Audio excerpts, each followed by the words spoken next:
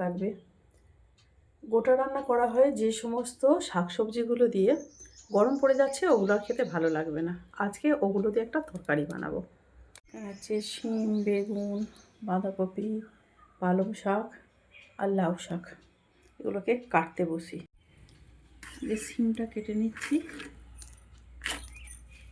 শিম, বেগুন, আলু এগুলো আগে কেটে নিই, তারপরে শাকটা কাটবো। বেগুনটাকে কাটি। শিমটা কাটা হয়ে গেছে। বেগুনটা আবার দেখি ভালো কিনা। খুব ভালো বেগুনটা। এই ছোট ছোট করে কেটে নেব।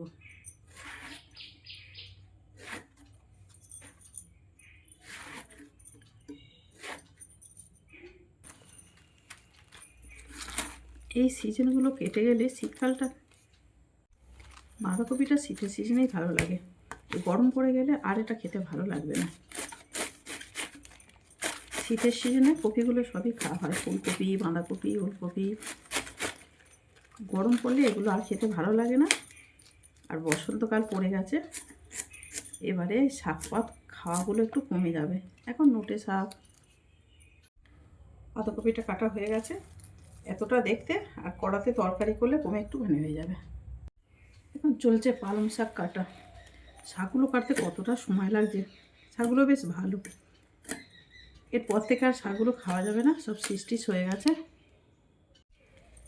কতটা পাওয়া গেছে কি জানি, খোলা হয়েছে কত, বাদ গেছে বেশি, পাওয়া গেল কম।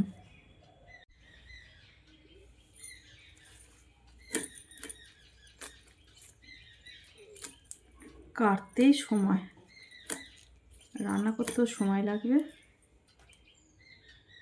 সবজিগুলো কাটা কমপ্লিট, এবার রান্না বসাই। শাক পাতাগুলো ভালো করে ধুয়ে নিই। শাকটা আগে ধুই, তারপরে শিম, বেগুন, আলু এটাকে ধুয়ে নেব।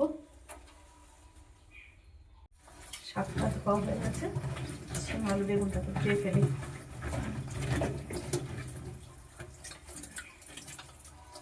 সব ধোয়া কমপ্লিট, একটু জলটা ঝরে যাক। এদিকে কড়াই তেল গরম হয়ে গেছে। কেটে রাখা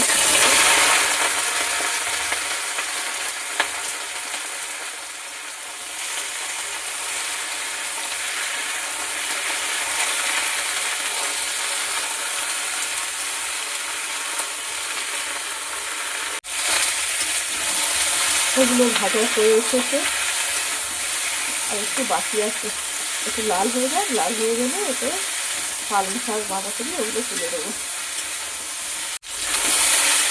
সব ভাজা হয়ে গেছে, এবার এর মধ্যে বাঁধাকপি আর শাকটা তুলে দেবো।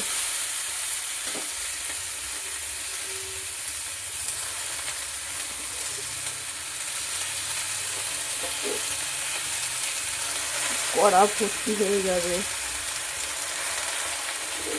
আস্তে আস্তে তুলি, এরপর কমে যাবে যদিও। তুলতে দিই।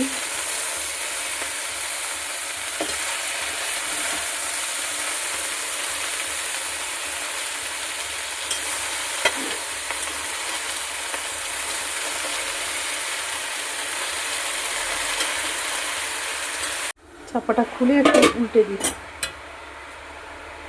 দেখো কমতে শুরু করে দিয়েছে।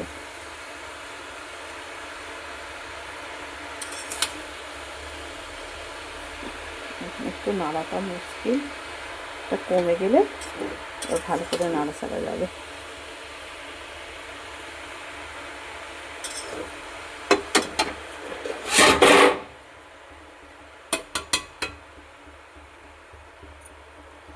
ঠিক আছে, এটা চাপা দিয়ে রেখে দিই এখন।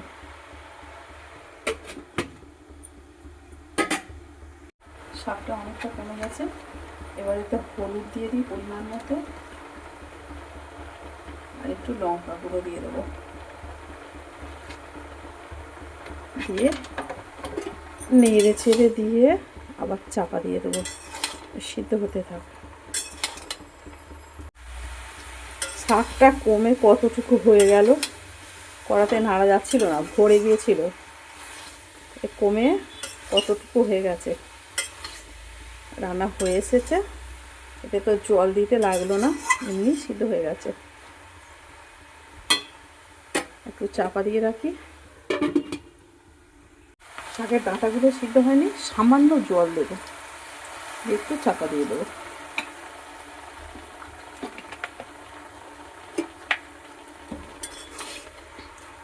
অল্প করে একেবারে জল দিয়েছি, ডাঁটাগুলো সিদ্ধ হতে হবে।